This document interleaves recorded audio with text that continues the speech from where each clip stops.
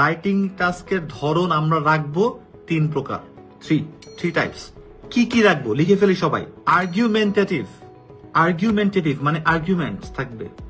এরপর একটা হচ্ছে নন আর্গুমেন্টেটিভ, থার্ড হচ্ছে মিক্সড। দুইটার সংমিশ্রণ মিক্সড। আর্গুমেন্টেটিভটা কি? আর্গুমেন্টেটিভ হচ্ছে যেখানে তর্কাতর্কি আছে। আর্গুমেন্টস তর্কাতর্কি জিনিসটা কি? আর্গুমেন্টসটা কি? মতামত আছে, দুই ধরনের মতামত আছে।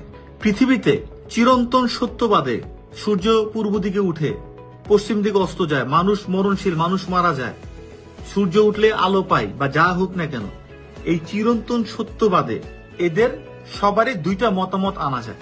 সায়েন্সও যদিও বলে সেটারও দুইটা মতামত থাকতে পারে। ইউনিভার্সাল ট্রুথ যেটা একেবারে দেখতেছি না সেটা বাদে দুইটা মতামত থাকতে পারে। কেউ বলে এটা ভালো, কেউ বলে এটা খারাপ, কেউ বলে এটা হোয়াইট, কেউ বলে এটা অফ হোয়াইট, কেউ বলে বিভিন্ন ধর্মের দিক থেকেও দুইটা মতামত, বিভিন্ন জায়গা থেকেও দুইটা মতামত, দুইটা সাইড থেকে। তার মানে যে কোনো কিছুরই দুইটা থাকতে পারে। That is called argument. যার জন্য বড় বড় লেখক আছে বা যারা যারা লেখে লিখবে some people believe this, others believe that, state your opinion. ও বলে দিচ্ছে কোশ্চেনে কিছু মানুষ কিন্তু এটা এ বিশ্বাস করছে, কিছু মানুষ বলছে এটা বি। তুমি কি বিশ্বাস করো? তোমার ওপিনিয়নটা দাও। দুইটা মতামত থাকবেই, দুইটা সাইড থাকবেই, এবং আপনার মতামত জানতে চাইবে। কিভাবে জানতে চাইবে? State your opinion. To what extent do you believe বা which side do you prefer. তো এরকম কিছু থাকবে আর কি, যেটাকে আপনাকে জিজ্ঞাসা করা হবে আপনার জায়গাটা কি, আপনার মতামত কি। তাহলে সেকেন্ড আসি নন আর্গুমেন্টেটিভ। এটা কিন্তু আমার প্রথম পার্ট আছে। নন আর্গুমেন্টেটিভ কি? যেখানে আপনার মতামত চাবে না, আপনাকে বলবে না যে আপনি এটা ডানে বামে কি হবে না হবে, এটা কোনো কিছু জানার দরকার নেই, কিন্তু আপনাকে হয়তো দুইটা সাইডই ডিসক্রাইব করতে বলবে। সো এখানে বলতে পারে describe both sides, describe them অথবা এক্সপ্লেইন দেম। দুইটা সাইড থাকতে পারে, কিন্তু আপনাকে বলবে না আপনি কি বিশ্বাস করেন, আপনার মতামত কি। এখানে মতামত বা এখানে মিন হওয়ার কোনো জায়গা নেই। মতামত মানে মিন হয়ে যাবে না আমি কি চিন্তা করি। সো তাহলে ভাই নন আর্গুমেন্টেটিভ মানে কোনো ওপিনিয়ন আমি থ্রো করতেছি না, দরকার নাই। ওকে ভাই, করলে কি মারবে বা করলে কি মার্কস কাটা যাবে, কোনো সমস্যা নাই। কেউ মারবে না, কেউ বকা দিবে না, কেউ মার্কস কাটবে না। You can do this. It's an essay, এটা এসে। সো এসে আমি অনেক কিছু করতে পারি, বাট আমি একটা সুন্দর পথ যদি মেইনটেইন করতে চাই, তাহলে আমাদের যে স্টুডেন্টসরা, প্রাইভেট ব্যাচের স্টুডেন্টসরা আলহামদুলিল্লাহ 5.5 পেলেও রাইটিং এ 6+ পায়, সেই জায়গাটাতে যাওয়ার জায়গাটা হচ্ছে এইটাই যে এই নন আর্গুমেন্টেটিভে আমরা ওপিনিয়ন আনবো না, ওপিনিয়ন আনার দরকারই নেই। তাহলে কি হবে ভাই, কি কি হতে পারে?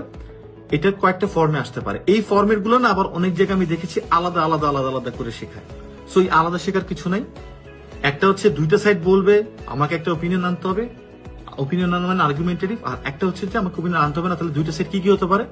ফার্স্টে হতে পারে describe the both side, describe both sides বা বোথ অ্যাসপেক্টস। একটা জিনিসের কিছু ভালো দিকও থাকতে পারে। অনলাইন এডুকেশন যদি আমি বলি, এরকম অনলাইন এডুকেশনের কেউ কেউ মনে করে পজিটিভ সাইড আছে, কেউ কেউ মনে করে এটা নেগেটিভ সাইড আছে। দুইটা সাইডই বর্ণনা করো। তোমার ওপিনিয়ন চাইছে, চাই নাই, নন আর্গুমেন্টেটিভ। দুইটা সাইডে আমি সমান সমান বর্ণনা করবো।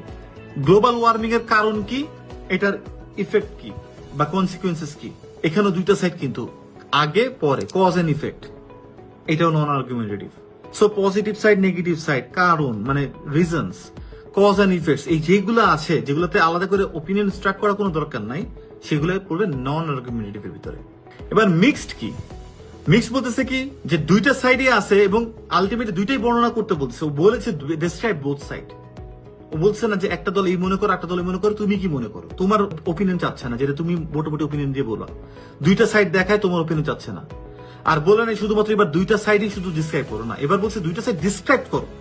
ডিসক্রাইব করতে বলতেছে, আবার বলছে তোমার ওপিনিয়নটা। এটাই বেশি আসতেছে এখনকার পরীক্ষাগুলোতে।